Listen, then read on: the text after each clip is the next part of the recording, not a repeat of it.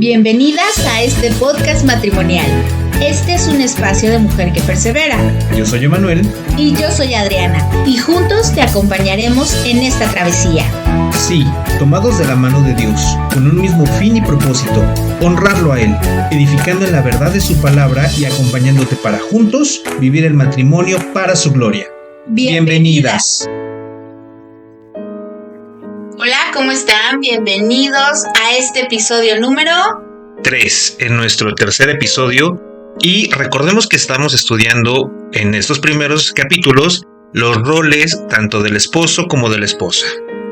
Así es, ya vimos lo que era el matrimonio, vimos el rol del esposo y ahora no sé si a muchos les da escalofrío, sienten que es un tema macabro, pero hoy vamos a hablar sobre el rol de la esposa. Y permítanme adentrarme un poco. Nosotras como mujeres hemos sido creadas por Dios. Y al pensar en nosotras, Él nos definió como ayuda idónea. Vamos a Génesis 2:18. Leo versión Reina Valera. Y dijo Jehová Dios, no es bueno que el hombre esté solo, le haré ayuda idónea para él. Entonces, ayuda idónea es quienes somos, para lo que fuimos llamadas y diseñadas. Es nuestra esencia. Es una característica de nuestro Padre, quien nos brinda la dignidad y potestad de ser llamadas como Él. Vamos adentrándonos, vamos pensando. El rol de la esposa es ser la ayuda idónea. ¿Estás de acuerdo, Manuel? Definitivamente, esto es algo que el Señor ha mostrado y ha declarado. Esa fue la intención con la que el Señor creó a una mujer. Recordemos, cuando dice en el principio que creó al hombre, que de entre todas las ayudas que podía haber, no se encontró ninguna buena para el hombre. Y entonces, el Señor decidió meter en un sueño profundo a Adán y de su costilla crear a la mujer. A fin de cuentas, Dios fue el que la creó. Ahora, este rol de ayuda idónea es sumamente importante, más importante de lo que las mujeres en general creen.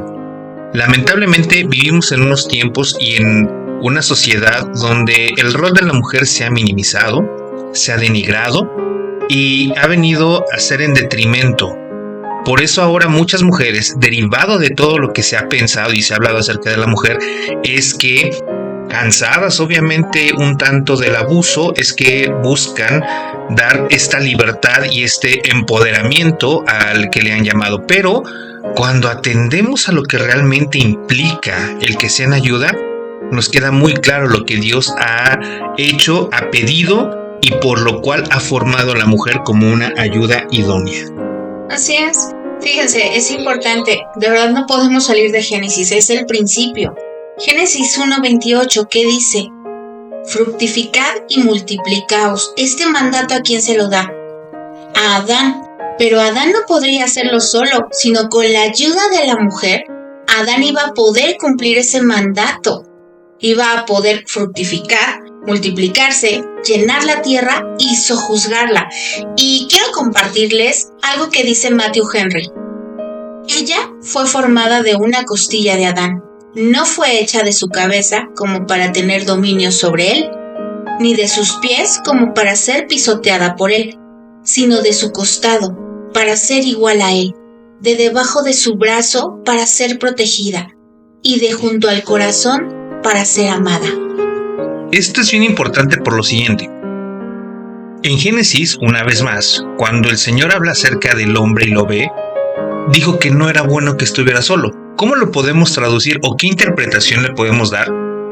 Fíjense que es la única parte acerca de la creación perfecta del Señor que dice que por sí sola era imperfecta, le faltaba algo para ser completo. ¿Y qué era eso algo que le faltaba al varón para ser completo? La mujer que el Señor creó.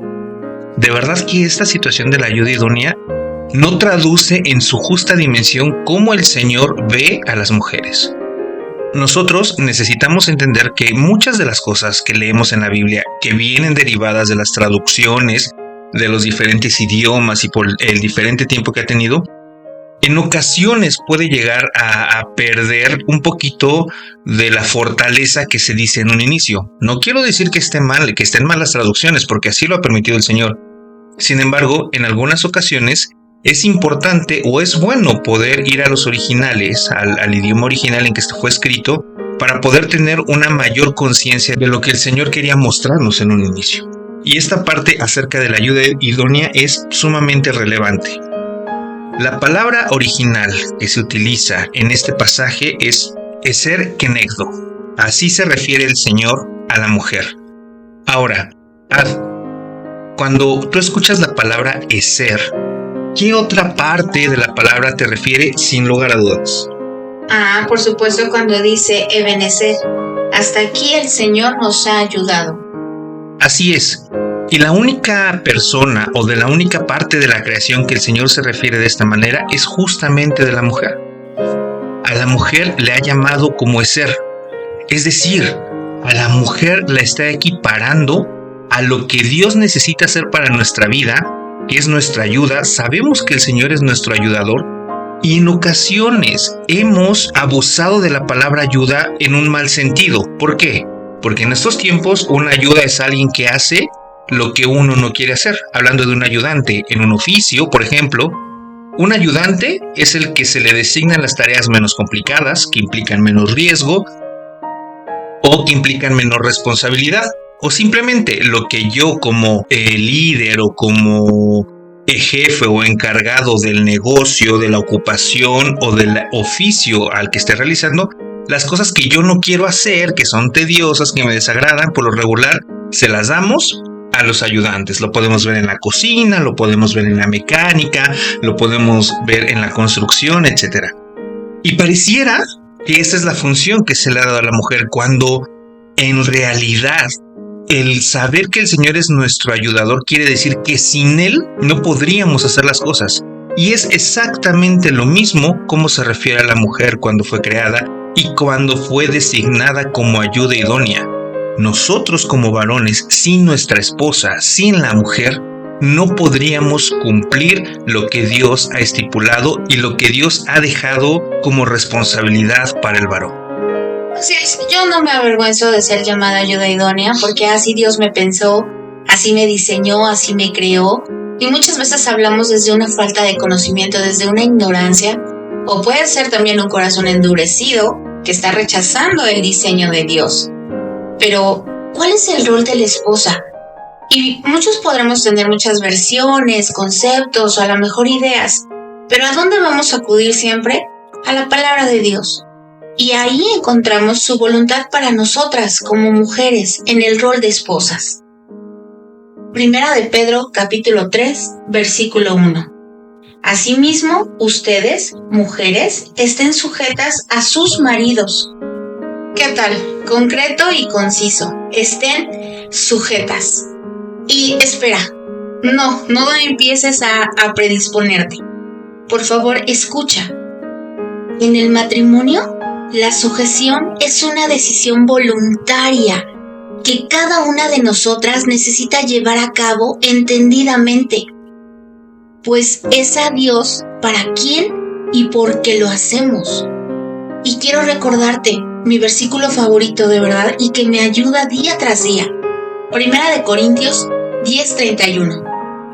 Entonces, ya sea que coman, que beban o que hagan cualquier otra cosa, háganlo todo para la gloria de Dios.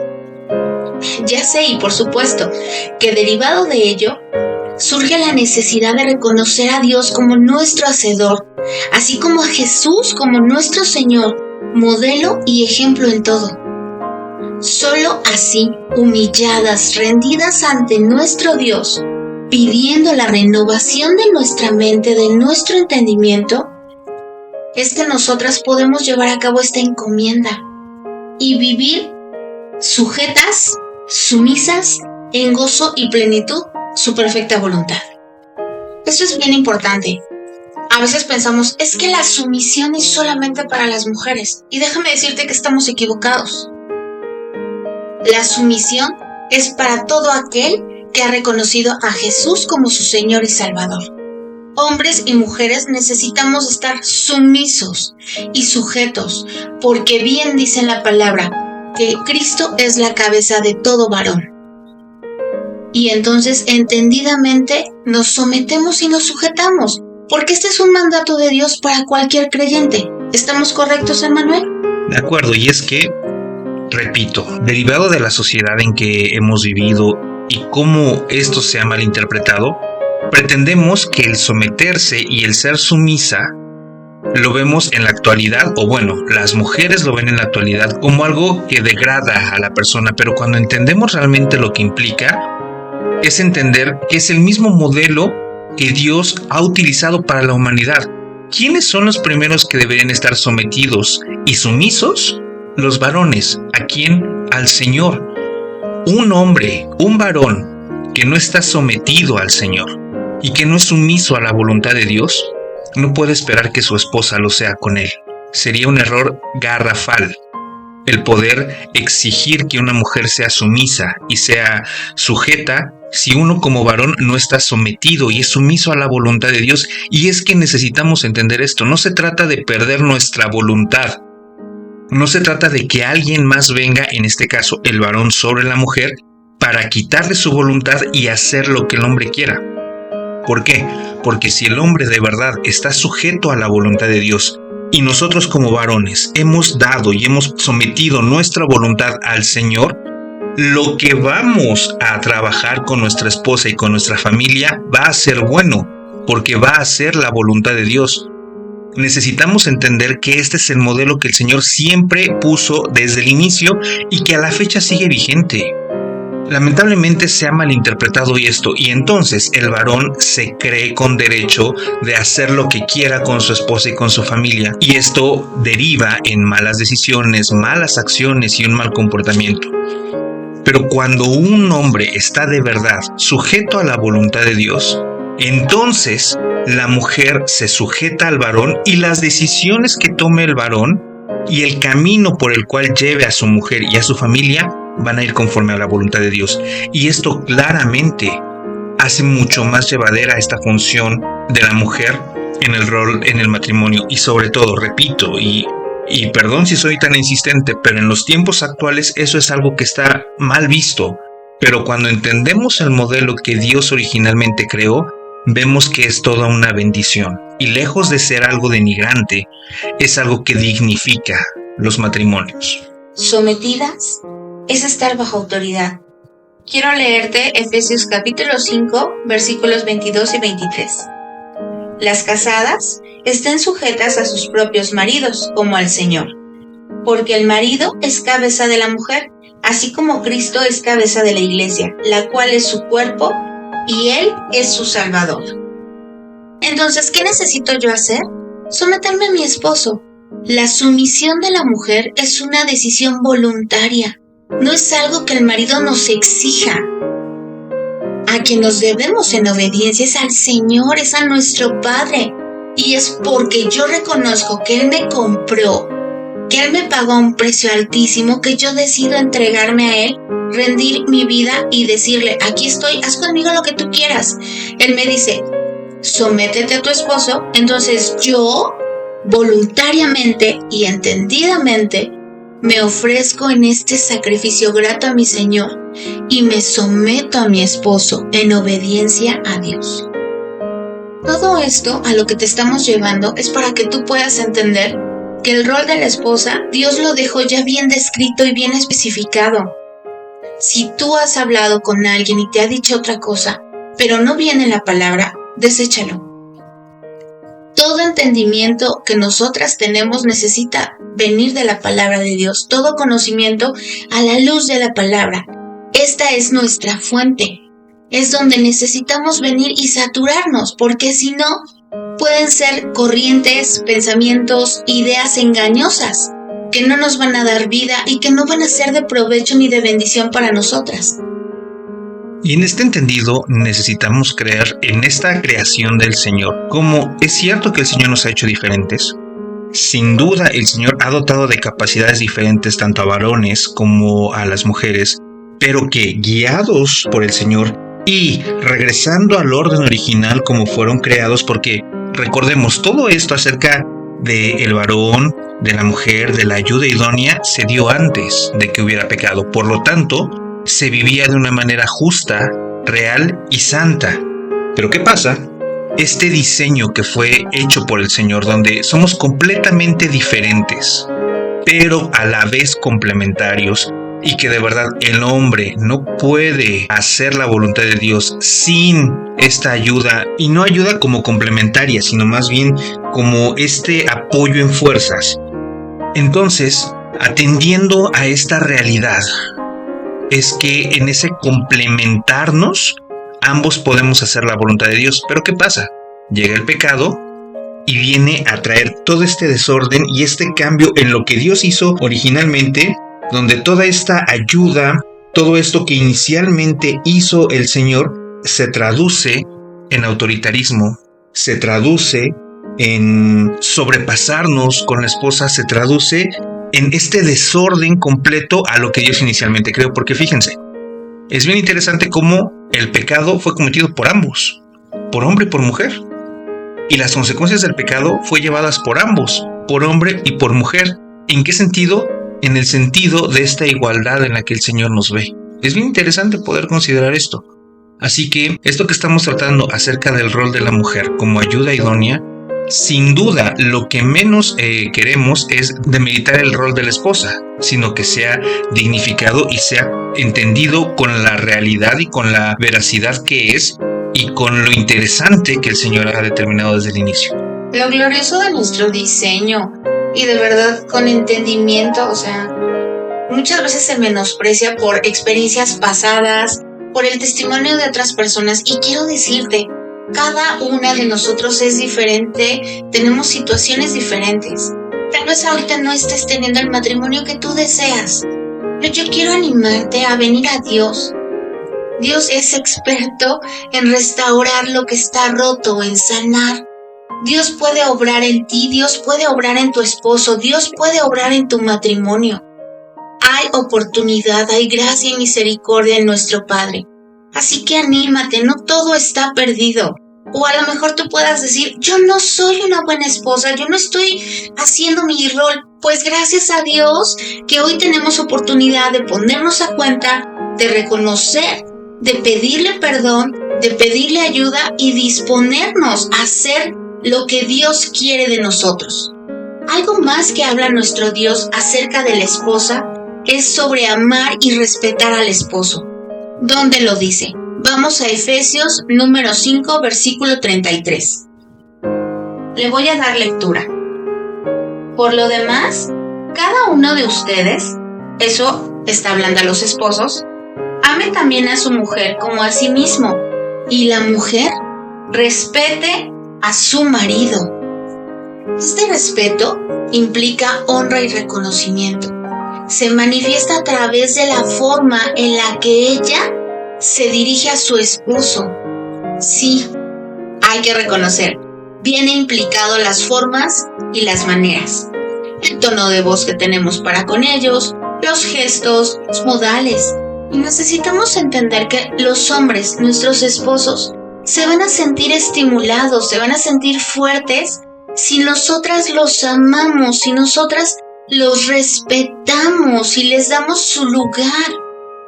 No a través de nuestras palabras los amedrentemos, los hagamos sentir débiles o nada más estemos criticando, menospreciando, atacando sus decisiones, sino también a través de nuestras palabras mostremos ese respeto que tenemos hacia ellos. Claro, y es importante entender algo que hemos dicho en capítulos anteriores. Sabemos y entendemos que hay infinidad de situaciones diferentes en los matrimonios, que cada matrimonio es diferente y cada matrimonio tiene sus propias vivencias, tiene sus propias luchas y tiene sus propios conflictos. Hemos hablado de matrimonios donde ambos están buscando hacer la voluntad de Dios, que es lo que estamos enseñando. Hemos hablado de matrimonios donde a lo mejor la esposa es creyente y el esposo no, o donde viceversa, el esposo es creyente y la esposa no, y todo lo derivado que puede venir de esas circunstancias. Pero no podemos dejar de lado los principios en cuestión del matrimonio que Dios ha hablado. Ahora, esto que decía es muy importante, pero Tampoco queremos, y de verdad no es nuestra intención, ensalzar al hombre y decir el hombre merece todo. No, porque recordemos esta primera parte que leyó Ada en Efesios. El esposo debe de amar a su esposa. Eso es lo primero que el Señor exige. Como consecuencia, la mujer va a amar. Entonces cada uno va a hacer lo que le corresponde en favor del Señor. Ahora, si alguien que nos está escuchando a lo mejor está en alguna de las circunstancias que decíamos, mi esposa no es creyente o mi esposo no es creyente, ahora hemos de entender que eso no nos exime, porque estamos escuchando los principios que Dios tiene, de que cada uno haga lo que le corresponde, y estoy seguro que el Señor hará lo necesario para meter la mano en ese matrimonio. Así que también hemos de confiar y de esperar en el Señor, porque esto que estamos atendiendo y esto que estamos hablando tiene que ver con los principios que Dios ha determinado para los matrimonios. Los principios en los cuales todos necesitamos caminar y andar. Claro, cada uno con nuestras diferencias, con nuestras decisiones y con las situaciones vividas, pero cada uno necesitamos atender a estos principios y obedecer a las ordenanzas que Dios ha dejado estipuladas. Así es, quiero que consideres que a través de este respeto a tu esposo, no porque tú seas muy buena, no porque se lo merezca, pero es que lo que Dios manda, esa es la voluntad de Dios para ti como esposa. Y quiero que entiendas lo importante que son nuestras palabras, mostrar el respeto a nuestro esposo con palabras, con acciones. Nosotras somos una fuente de fortaleza y aliento para nuestros esposos. Nosotros podemos ayudarles a mantener su enfoque en Dios. Nosotros de verdad necesitamos cobrar conciencia de la gran responsabilidad, del privilegio que es ser una esposa. Hay otra instrucción, otro llamado de parte de nuestro Dios, y este es a edificar nuestra casa.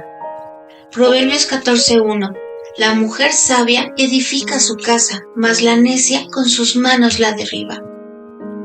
La labor de la mujer es ofrecer sabiduría en cada situación.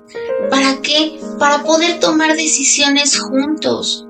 Nosotras cuidamos de nuestro esposo, de nuestros hijos, los criamos, los enseñamos, los educamos, mantenemos nuestra casa en orden. Esto quiero llevarte. La mujer sabia. ¿Eres una mujer sabia? Podrás decir sí, podrás decir no, pero pregúntate en tus acciones. Ellas te van a decir si lo estás siendo o no. Edificar nuestra casa es no solamente vivir en cuatro paredes, sino hacer de ese lugar un hogar seguro, donde tu esposo pueda llegar y refugiarse. No que llegue y estén peleando y tú lidiando con los niños, o tú llorando. Quiero decirte que está bien, puedes tener todas las emociones. Puedes sentir enojo, tristeza, pero no permitas que esto te controle. El ser sabia es conocer la voluntad de Dios y ponerla por obra. Si crees que no puedes, que no te es posible, pues entonces vamos a pedirle ayuda a nuestro Dios, que sea su Espíritu Santo guiándonos, redarguyéndonos. Nadie llega o nadie nace siendo sabia. Es verdad que cuando tenemos este encuentro con el Señor hay una nueva naturaleza en nosotros, y entonces tenemos todo lo necesario para poner por obra la voluntad de Dios. Yo te pregunto hoy, ¿tú quieres hacerlo? ¿Quieres ser una mujer que edifique su hogar? Que haya en ese lugar un hogar, una casa, un lugar de refugio, un lugar de descanso donde no solo tu esposo, sino que tus hijos digan, ¡ay, por fin ya estoy en casa! O cuando llegue tu esposo y diga, por fin tuve un día pesado, un día complicado, que tú también puedas expresar y decir, fue un día difícil, pero ya estamos aquí, estamos bien, estamos juntos y vamos, adelante. Quiero que entiendan, hermanas oyentes, la importancia de este versículo. ¿Se habían percatado alguna vez del poder que Dios ha depositado en ustedes? La palabra en Proverbios que leyó Ada es sumamente interesante. El Señor le da a ustedes el poder de la afirmación en su hogar. No dice si el marido enseña o no enseña. No dice si el marido es responsable o no. No dice si el varón tiene comunión con Dios. Dice, la mujer sabia edifica su casa. Una mujer sabia, claro que entendemos que es aquella que busca al Señor. Y entonces va a estar haciendo lo necesario, guiada por el Señor, para poder tomar decisiones sabias en su familia. No se trata nada más de cuestiones económicas, de saber administrar los recursos de la casa. No se trata nada más de las cuestiones materiales como el quehacer, la comida y demás, sino tiene que ver con lo que se forma este vínculo a lo que le llamaba hogar. Y retomando algo que decía hace rato, ustedes, esposas, de verdad, el Señor les ha concedido algo que es enfocar al marido a la voluntad de Dios o regresarlo. ¿Por qué? Porque si ustedes, que tienen esta sensibilidad, y no por nada, las iglesias generalmente, la mayor parte de sus congregantes son mujeres. Sí. ¿Por qué? Porque tienen esta sensibilidad al oír la voz del Señor, porque tienen esta necesidad y sobre todo este reconocimiento de la ayuda que necesitan. Porque si algo tenemos los varones es que difícilmente vamos a reconocer que necesitamos ayuda. Lo vemos tan claro como cuando vamos manejando. ¿Quién es la que dice, vamos a preguntar por dónde van? La esposa. ¿Y el marido que contesta siempre? No, ahorita llegamos. Y como eso, muchos otros ejemplos podríamos poner. Entonces, en esta necesidad de saber que necesitan ayuda, recurren al Señor. ¿Y qué pasa? Cuando una mujer es sensible y está buscando hacer la voluntad de Dios, es valiente para poder decirle al marido, oye, creo que estás equivocándote en esto. Creo que las decisiones que estás tomando no son correctas. Creo que el camino por el cual nos estás guiando no va de acuerdo a los principios del Señor. Y esto, aunque he de reconocer que muchas veces nos molesta, claro que siembra nuestros corazones y nos lleva a considerar nuestro caminar. Entonces es algo tan maravilloso y tan profundamente poderoso que el Señor les ha concedido a las mujeres. Y la contraparte de esto es que la necia, o sea, la que no busca al Señor con sus manos, la derriba. Porque si no está buscando al Señor, indudablemente va a ir tras sus necesidades o tras lo que quiera, tras lo que desee y anhele su corazón, y eso muchas veces contribuye en detrimento del hogar. No quiero generalizar, pero vemos como muchas mujeres que por diversas circunstancias, porque no estamos para juzgar los motivos ni las razones de nadie, pero aquellas mujeres que no están presentes o tan presentes en su hogar, vemos cómo realmente se convierte en una familia disgregada. Ahora, no quiero decir que esté mal que las mujeres trabajen, no se trata de que estén todo el tiempo en su casa, pero lamentablemente hay muchas mujeres que buscan cualquier pretexto, incluso hay unas que no trabajan pero nunca están atentas a su casa. Vemos cómo justamente trae como consecuencia un rompimiento en el hogar, porque se cumple claramente lo que dice este versículo en Proverbios, porque la palabra del Señor es fiel y por el poder que el Señor les ha concedido a las mujeres acerca de la edificación de su hogar, la edificación de su casa. Así es, y vamos cerrando ya este episodio y vamos a leer Colosenses 3, versículos 12 al 15.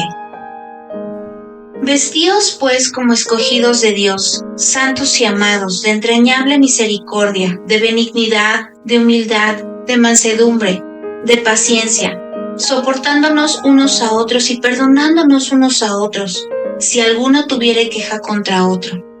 De la manera que Cristo os perdonó, así también hacedlo vosotros. Y sobre todas estas cosas, vestíos de amor, que es el vínculo perfecto, y la paz de Dios gobierna en vuestros corazones, a la que asimismo fuisteis llamados en un solo cuerpo, y sed agradecidos. ¿Para qué te leo estos versículos? Quiero llevarte a considerar que tu esposo, antes de ser tu esposo, es tu hermano. Es un pecador al igual que tú, necesitado de perdón, de amor, de gracia y de misericordia. Hemos sido llamadas y es posible vivir una vida caracterizada por un corazón compasivo, bondadoso, humilde, manso. Nos es posible ser pacientes. Y solo esto va a ser posible si nosotras nos dejamos gobernar por Cristo. Juntos, el hombre y la mujer, como representantes de Dios, están llamados a reproducir una descendencia piadosa, es decir, hijos conforme a la imagen y el corazón del Señor. Definitivamente, y esto es bien importante. Si bien para que pudiéramos entender un poquito más las diferencias entre hombre y mujer, hemos decidido tener estos dos capítulos diferentes, ¿no? El rol del hombre, el rol del marido y el rol de la esposa. Sin embargo, necesitamos llegar a esta conclusión. Solamente juntos es que podemos cumplir la voluntad de Dios. Solamente juntos. Y lo ideal es que ambos, esposo y esposa, decidamos buscar, creer y anhelar estos principios en nuestra vida para que de igual manera, cada uno tomando las decisiones pertinentes, caminemos juntos a la voluntad del Señor y como consecuencia podamos guiar a nuestros hijos a la imagen y corazón del Señor. En un matrimonio cristiano, sobre todo en un matrimonio cristiano, debe haber una comunicación abierta y sincera, sobre todo con respeto mutuo, y donde los dos lleguen a acuerdos convenientes para ambas partes. ¿A qué nos referimos con esto de acuerdos convenientes? Justamente por las diferencias en las circunstancias de cada matrimonio. Pero esto no implica que podamos transgredir los principios que Dios ha establecido. Estos acuerdos a los que podamos llegar sobre la economía de la casa, sobre la crianza de los niños, sobre las compras que hay que hacer, sobre todo este tipo de circunstancias, permisos y demás, y eso ya lo trataremos después acerca de los padres y el matrimonio ante la educación de los hijos, pero todos estos acuerdos siempre necesitan estar basados en los principios de la palabra del Señor para que entonces caminen juntos y para que entonces juntos, el esposo y la esposa, en común acuerdo de hacer la voluntad de Dios, guiemos a nuestros hijos a la voluntad de Dios. Así es, hermana, y de verdad, no se trata de tener un matrimonio perfecto, sino de tener a Cristo en el centro del mismo. Así es. Solamente un matrimonio centrado en Cristo va a poder salir avante, va a poder permanecer y perseverar. Cuando Dios guía este matrimonio, cuando Dios respalda, el amor persevera. Así que el día de hoy queremos animarte y alentarte a perseverar. Y si no estás no estás cumpliendo el rol, hay oportunidad. Claro, así es. Y entonces, para que un matrimonio pueda ser llevado conforme a la voluntad de Dios y que Jesús esté siempre en los dos, podríamos terminar recordando este versículo que es muy utilizado en las bodas y que cuando uno va empezando lo tiene bien presente y dice, sí es cierto, pero pareciera que a lo largo de nuestro caminar como matrimonios lo vamos olvidando. Pero es un principio que necesitaríamos tener siempre entendido en nuestros matrimonios. Eclesiastés 4:12 dice, si alguno prevalece contra uno, dos le resistirán, y el cordón de 3 hilos no se rompe fácilmente. Si tu esposo estás buscando a Dios, te estás sometiendo a su voluntad, vas a tener sabiduría para guiar en justicia y sabiduría a tu casa. Si tu esposa tienes al Señor como el centro de tu vida y de tu atención, vas a tener las herramientas para poder estar sujeta y sometida a tu esposo, no de una manera peyorativa, sino con todo el entendimiento de que con eso estás agradando al Señor, y ambos, al estar haciendo la voluntad de Dios, estarán metiendo al Señor en tu matrimonio y como consecuencia, el Señor respaldará esa obediencia, el Señor respaldará esas decisiones, y al Él ser el centro de la relación, se fortalecerá de manera que no habrá nada que pueda destruir esa relación, porque el cordel de 3 hilos no se rompe fácilmente. Así es. Así que, ya sabes, nos encanta leerte. Por favor, si escuchaste este episodio, escríbenos en los comentarios. Con mucho gusto te vamos a estar contestando. Y hasta la próxima. Yo soy Emanuel. Y yo soy Adriana. Que Dios te bendiga.